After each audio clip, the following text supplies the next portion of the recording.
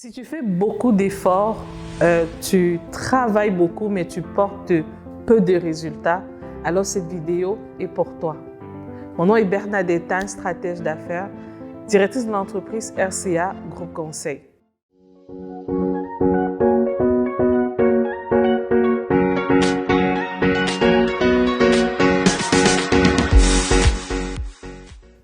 Aujourd'hui, j'ai envie de parler à ces entrepreneurs-là qui travaillent beaucoup, mais qui à la fin de la journée, en termes d'évaluation de leurs résultats, ça reste encore très, très faible.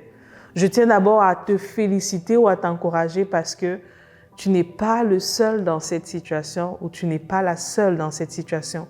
Il y en a beaucoup qui travaillent, qui tournent en rond, mais n'arrivent pas à avancer.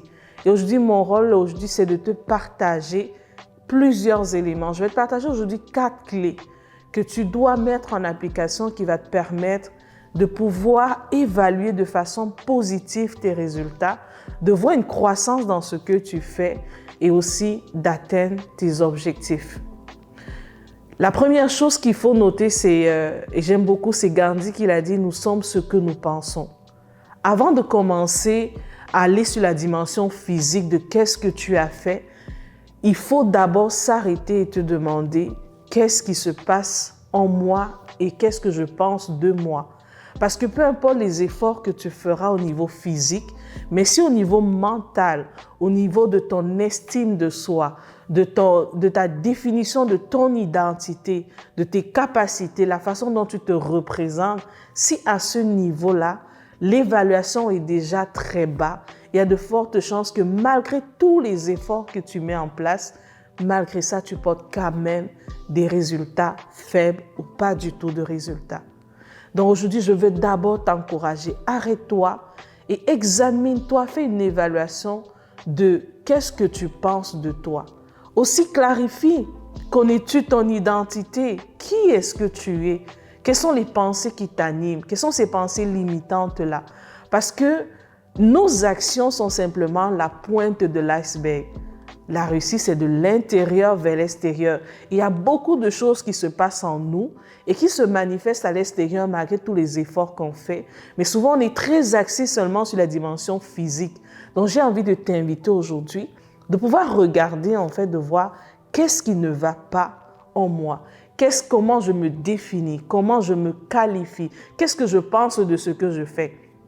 Si je te donne un exemple, on rencontre souvent des entrepreneurs qui vont travailler très très fort physiquement, mais qui ne connaissent pas les principes et les lois spirituelles ou simplement les éléments d'impact et de croissance qui ne s'évaluent pas de façon factuelle, qui vont travailler physiquement, qui à côté vont tout le temps dire « Ah mais c'est dur, mais c'est compliqué », qui prononcent des mauvaises paroles sur ce qu'ils sont en train d'accomplir.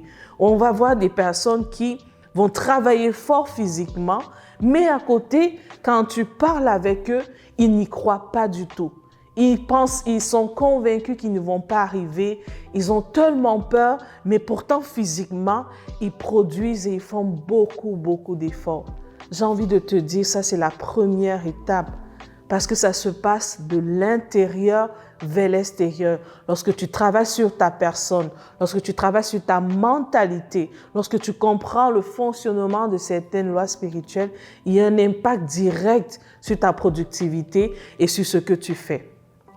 Le deuxième élément sur lequel tu dois absolument travailler, c'est vraiment de faire un diagnostic. Mais avant le diagnostic, j'ai envie de te passer une étape. Clarifie d'abord qu'est-ce que tu veux. Mais réellement, prends tous les éléments en faisant ton diagnostic pour clarifier qu'est-ce que tu veux accomplir.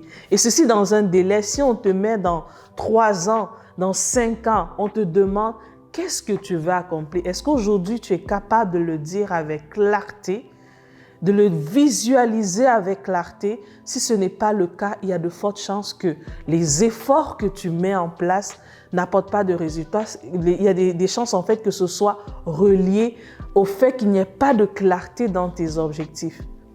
Prends le temps de mettre de l'ordre dans ce que tu veux bâtir, dans ce que tu veux construire comme entreprise. C'est l'étape essentielle après la dimension personnelle. C'est d'avoir une clarté de nos objectifs, de ce qu'on veut accomplir.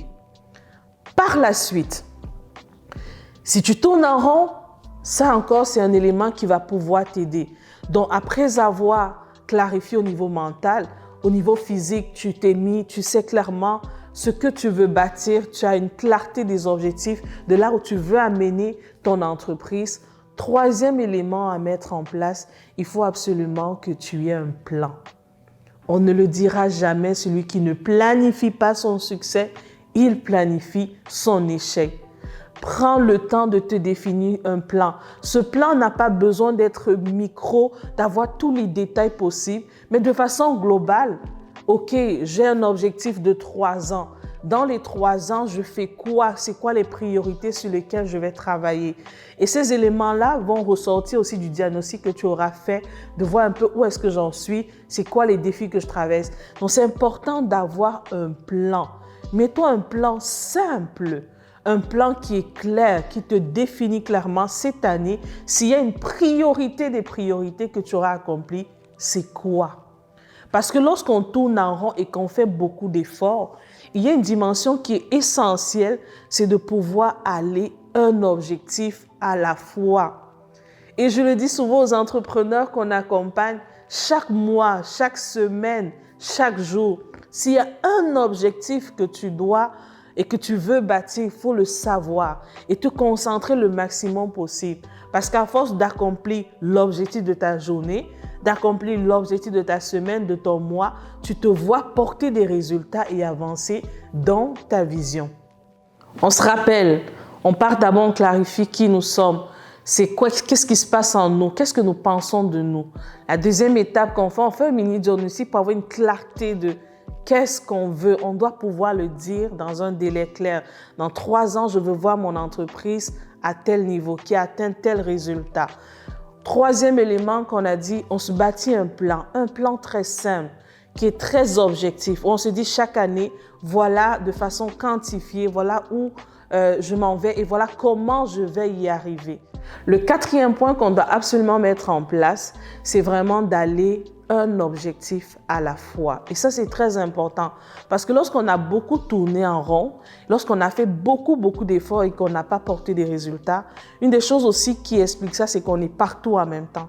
Alors, en fonction des objectifs qu'on veut atteindre, en fonction de la vision qu'on veut réaliser, c'est de prendre un objectif à la fois. Chaque mois, chaque semaine, définissez à chaque mois quel est l'objectif principal qu'à la fin de ce mois, je vais dire « Yes, je l'ai atteint. Oui, je l'ai réalisé. » Avec cette méthodologie-là, on va se rendre compte que waouh, on avance dans notre vision, on réalise des objectifs.